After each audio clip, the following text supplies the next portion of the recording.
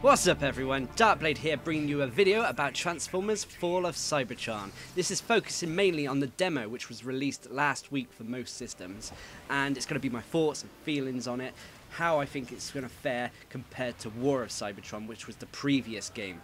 This is actually a direct sequel to War of Cybertron and follows up in the aftermath of what happened in that game. War of Cybertron and this game, Fall of Cybertron, loosely followed the Generation 1 version of Transformers.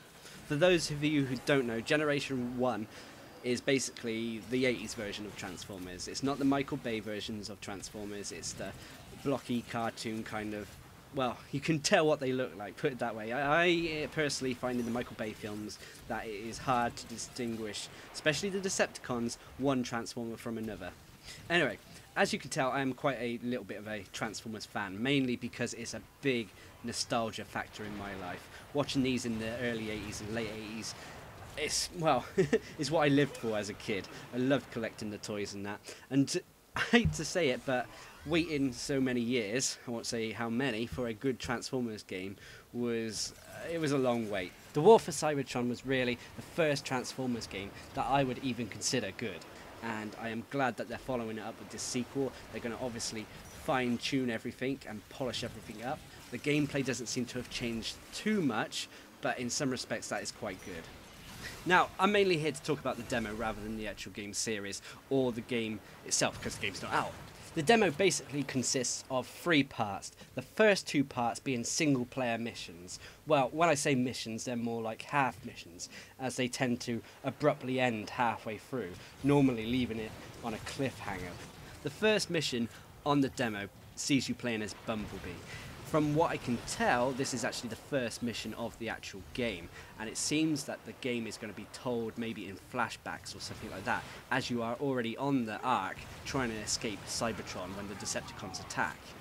This mission's quite good, and it teaches you the basic moves of how to play your character, how the robots move and that.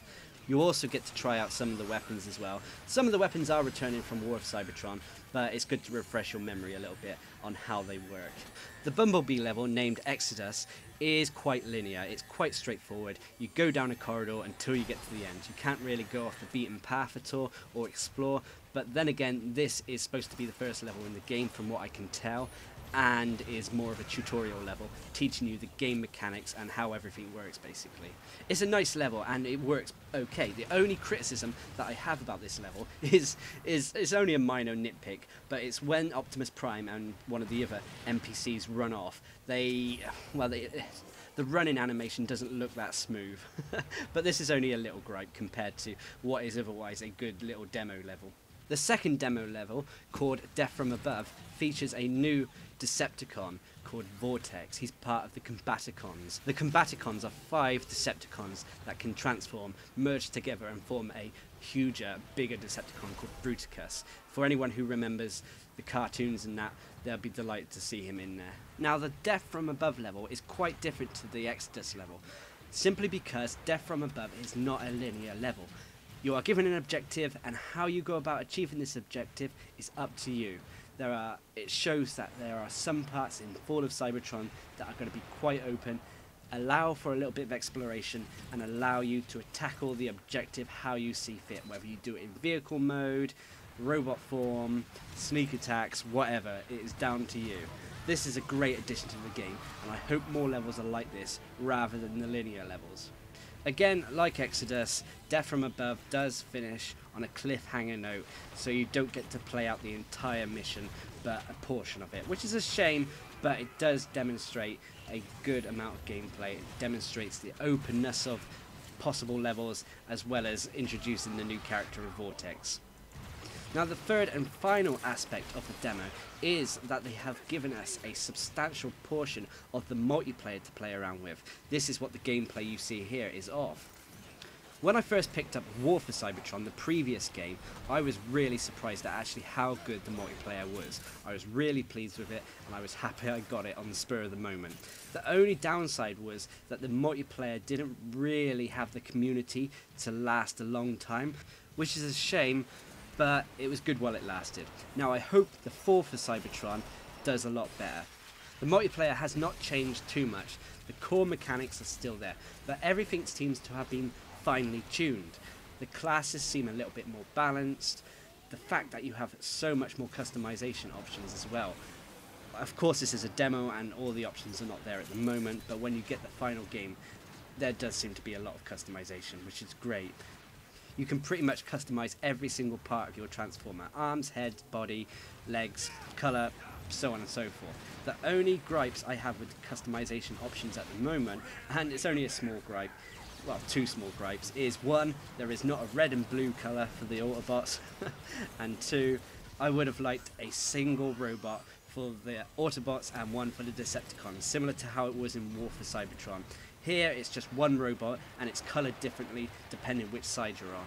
You do have multiple loadouts, so you could make one loadout an Autobot loadout and one a Decepticon, but it's only a small gripe I've got with the demo. Now, War of Cybertron has 4 characters, 4 classes you can choose from. All of these classes seem quite balanced as well. High Moon Studios are doing a good job of trying to keep these classes on an even scale, so one doesn't dominate over the others. The first class you've got is the Infiltrator class, which used to be called the Scout class in War of Cybertron. These guys are quick and nimble. They transform into a car, which is quite fast. Their special ability at the moment is Cloak, which can be used to turn them invisible so you can get ambushes on people.